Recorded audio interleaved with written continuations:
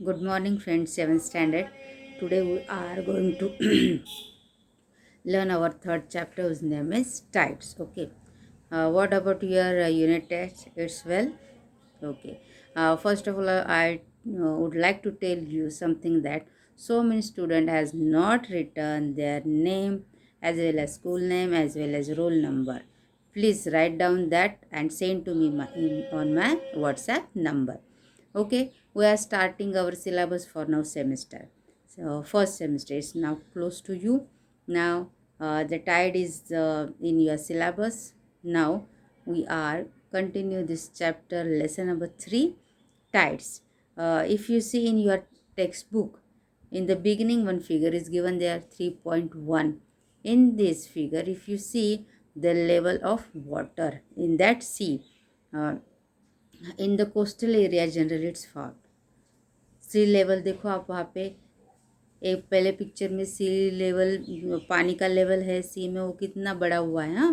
हाँ, हिल रीजन तक आया हुआ है ना, दिखता है। और दूसरे पिक्चर में कैसे दिखता है कि the waters goes far away.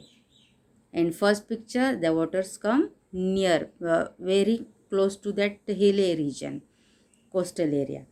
तो आपको ये ऐसे दिखता है। ये क्यों होता है? High tides and low tides. हमने अभी देखा है ना, अभी बरसात में हमको टीवी पे कितना बताता है, हाई टाइड है, लो टाइड है। अभी आपको अवॉइड रहना है, मच्छी मारों को जाने की परमिशन नहीं है समंदर में, लोग भी घूमने नहीं जा सकते वहाँ पे, देखने नहीं जा सकते। तो हमको ये वार्निंग मिलती है मेट्रोलॉजिकल डिपार्टमेंट से। Why? Due to avoid the consequences, जो कोई प्रॉब्लम ना हो इसके लिए हमको ये हाई टाइड्स लो टाइड्स की जानकारी दी जाती है। तो इस दोनों में क्या होता है, एक में पानी का लेवल बहुत बढ़ जाता है, दूसरे में पानी का लेवल बहुत कम हो जाता है। तो हम आज देखेंगे कि ये नेचुरल फिनोमिना है, it's a natural phenomenon, but ये होता कैसे। Okay, do the above photograph show some place of a different places? No, it's a from a same place. Okay, observe and note the spread of water seen in both photographs. Spread of water हम देखेंगे तो both photographs में देखो, एक में बहुत बड़ा हुआ है तो दूसरे में बहुत कम है। तो आप ये यहाँ पे देख सकते हो। What is the natural event is called? ये नेचुरल इवेंट है, इसको क्या बोला जाता है? Tides. Now we see here geographical explanation, कि ऐसे जियोग्राफिकल एक्सप्लेनेशन क्या है भाई। Both the photograph shown same place. If you stay near the coast of for some times you will realise the sea water is some time very close to the coast while the other times it is very away from the coast. है ना, अगर आपने देखा होगा coastal region में गए होगे थोड़ी देर के लिए तो आपको समझ में आ जाएगा कि ये पानी कोस्ट के एरिया में ज़्यादा आता है और कभी कभी बहुत दूर चला जाता है। We call this movement of the sea water is tides. इसे क्या बोला जाता है? Tides. Barring a few expansion all the coast in earth experience tides. थोड़ा बहुत जगह की अगर बात छोड़ दो तो ये टाइड्स पूरे वर्ल्ड में हम देखते हैं। It's understand the scientific reason behind the natural events. Let us understand what is the scientific reasons, what is the scientific view calculations is behind this tide. Tides are the movement of seawater occurring daily regularly. The level of seawater changes after the specific period of time. ये सी level का जो सी level है हमेशा change हो जाती है after a certain time. वो certain time क्या है? 12 आवर्स एंड 25 मिनट्स। तो हर 12 घंटे 25 मिनट के बाद high tides and low tides का एक्सपीरियंस किया जा सकता है। Why this all happen? This all happen due to the movement of sun moon and earth. ये घूमते रहते हैं ना, सन तो नहीं घूमता लेकिन उसके इर्द गिर्द अपना पृथ्वी घूमती रहती है और पृथ्वी के इर्द गिर्द मून घूमता रहता है। तो इनका ये फोर्स है, उसकी वजह से ये होता है। Now see the scientifically how it's happen. The regularly occurring even appears to be a quite simple and natural. However, it is directly related the sun, the moon, and the earth, and the gravitational and centrifugal force that interact between them. See the interaction of force in between sun, moon, and earth. That we कि gravitational force पृथ्वी का है, अलग है, खुद का moon का भी ग्रेविटेशनल फोर्स है, इट्स अ 1/7 ऑफ अर्थ, है ना। सन का भी ग्रेविटेशनल फोर्स है, that's why this planet satellite is moving in its own orbit. अगर ग्रेविटेशनल फोर्स नहीं होता तो क्या होता, तो ये हमेशा घूमते रहते हैं। तो इसकी वजह से क्या होता है, ग्रेविटेशनल फोर्स की वजह से ये पानी को अट्रैक्शन हो जाता है। कैसे अट्रैक्शन हो जाता है, due to the force, gravitational force as well as centrifugal force.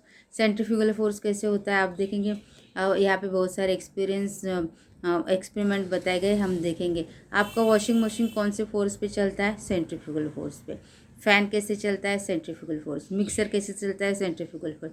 अगर आप बंद भी कर दो तो थोड़ी देर घूमते रहता है, तो वो फोर्स क्या है, सेंट्रीफ्यूगल फोर्स। सेंट्रीफ्यूगल फोर्स में go away from the centre, go away from the centre. अगर ये अर्थ इतनी मूविंग है, मून भी मूविंग है, तो उसमें भी सेंट्रीफ्यूगल फोर्स आया होगा ना, होता है ना, जिसकी वजह से होता है। कीप अ स्मॉल स्टोन और chalk piece on the your notebook and move the notebook from left to right with same force. अगर आप ये घर में कर सकते तो कर सकते, इट्स वेरी सिंपल एक्सपेरिमेंट, आप ये कभी भी कर सकते हो।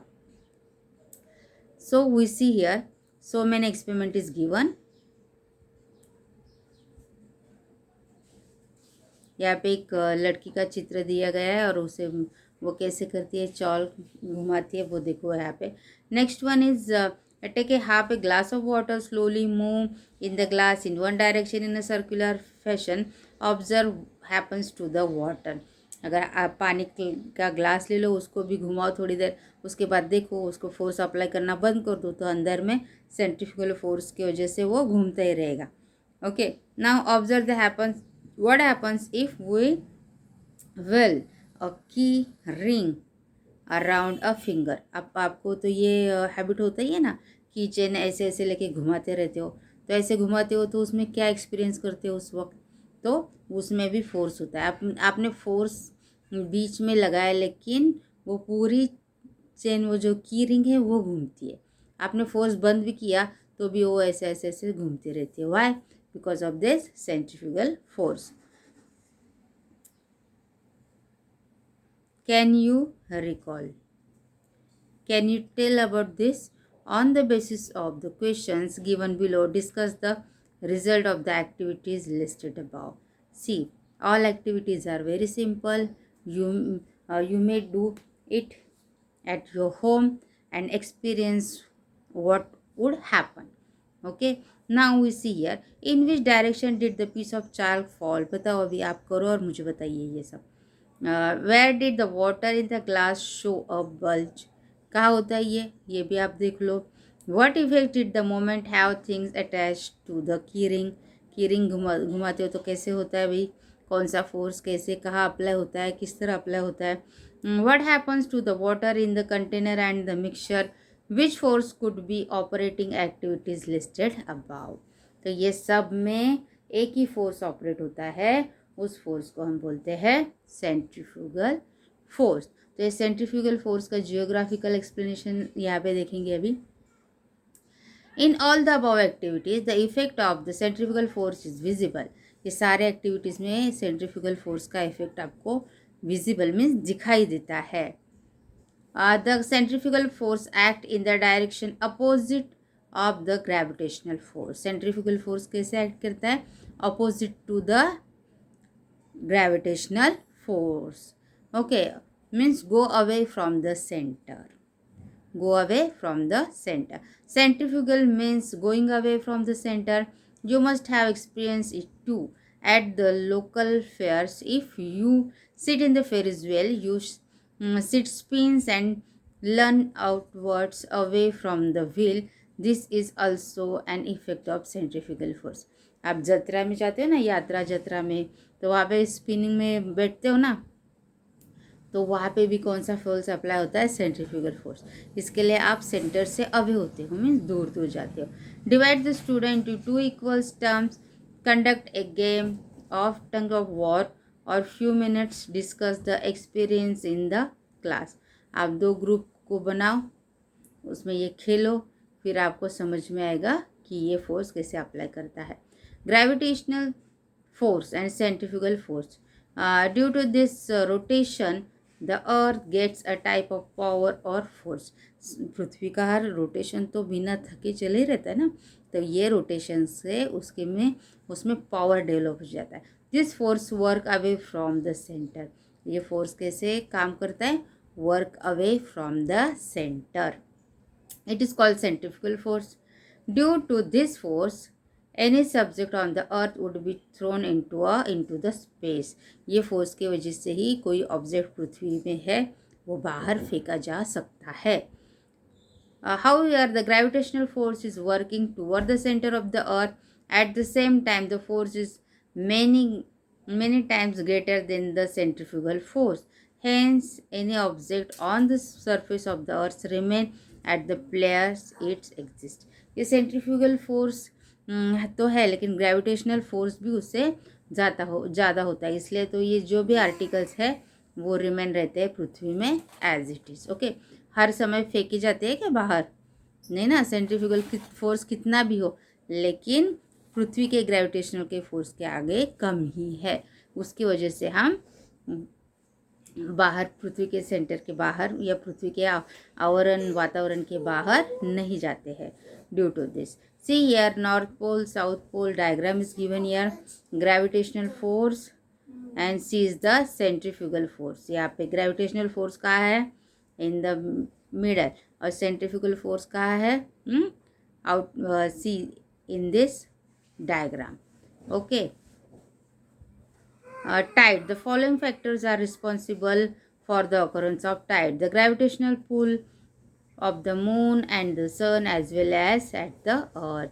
तो ग्रेविटेशनल पुल जो बनता है मून, सन और अर्थ इनके बीच में, उसकी वजह से ये सेंट्रीफ्यूगल फोर्स बनता है और टाइड्स बनती है, राइट। तो यहाँ पे आप देखो, revolution of the earth around the sun and the indirect revolution of the moon around the sun, है ना। इनडायरेक्ट हो गया ना पृथ्वी के इर्द गिर्द तो मून घूमता है, और और पृथ्वी तो सन के इर्द गिर्द घूमती है, तो इनडायरेक्टली मून भी सन के इर्द गिर्द घूमता है। तो इसकी वजह से ये होता है। Centrifugal force generated due to the rotation of the earth. जो अर्थ की रोटेशन है उसकी वजह से ये सेंट्रीफ्यूगल फोर्स जनरेट होता है। ऑकरेंस ऑफ टाइड से डायग्राम आप देख लो। यहाँ पे north pole low tide, high tide centrifugal force, gravitational force the moon and high tide. तो ये पोजीशन चेंज होते रहती है। तो लो टाइड्स कहाँ है? देखो, लो टाइड जब क्लोज है मून के तो लो टाइड है, और जब दूर है बहुत तो हाई टाइड एक्सपीरियंस होता है। तो यहाँ पे आप ये एक डायग्राम अच्छे से ऑब्जर्व करो, और इसमें अगर आपको कुछ प्रॉब्लम है तो मुझे पूछो। The moon is closer to the earth than the sun, hence its gravitational force become more effective than that of the sun. Tides occur due to the relative position of the moon, the sun and the earth. Moon पृथ्वी के नज़दीक है, इसके लिए पृथ्वी पे moon का gravitational force और मून का सेंट्रीफ्यूगल फोर्स असर करता है ज़्यादा, ना कि सन का। Tides occur due to the relative position of the moon, the sun and the earth. ये रिलेटिव पोजीशन जो है सन, मून, अर्थ की, इसकी वजह से टाइड्स होते हैं। The place on the earth located at the opposite point of the place experiencing high और low tide, also experiencing high or low tide respectively at the same time. This is a result of a centrifugal force. See the diagram 3.6 and try to understand the location of the high and low tides on the earth. तो यहाँ पे आपको दिया गया है, ये diagram आप देखो, ये आपका होमवर्क है कि ये डायग्राम आप ड्रॉ करोगे, और इसमें अगर आपको कुछ समझ में नहीं आएगा तो आप मुझसे पूछ सकते हो, right. We will do continue this chapter in our next lecture. आप अभी तक आपको कुछ समझ में नहीं आया होगा तो मुझे बताओगे। और आपको फिर से एक बार याद दिलाती हूँ, जिसने अपना नाम नहीं लिखा है, जिसने स्कूल का नेम नहीं लिखा है, तो प्लीज़ वो लिख के मुझे आप भेज दो। कहाँ भेजेंगे आप? मेरे व्हाट्सएप नंबर पे 7756956856। ये आपको सबको पता है, right. Till then good bye. अगर कुछ क्वेरीज है, कुछ प्रॉब्लम है तो मुझे बताओ, ओके। और पर्सनली ये सब मुझे आप अपना नाम भेजोगे, नहीं तो आपका मार्क लिस्ट कैसे बनाएंगे हम, ओके। ये आप समझ लो, आपका नेम स्कूल नेम पता होना बहुत ज़रूरी है, तो आप खुद ने नहीं लिखा है तो मुझे लिख के भेज दो। Till then good bye.